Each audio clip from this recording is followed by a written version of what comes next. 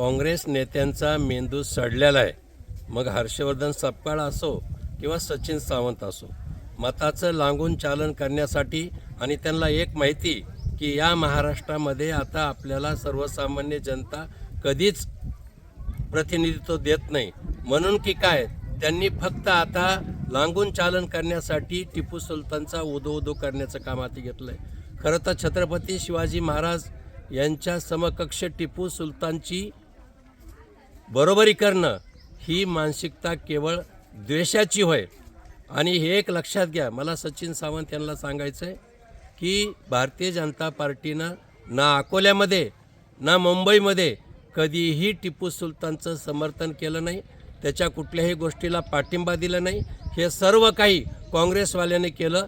तुम्हालाच असं अयोग्य काम सुचतं हे लक्षात घ्या.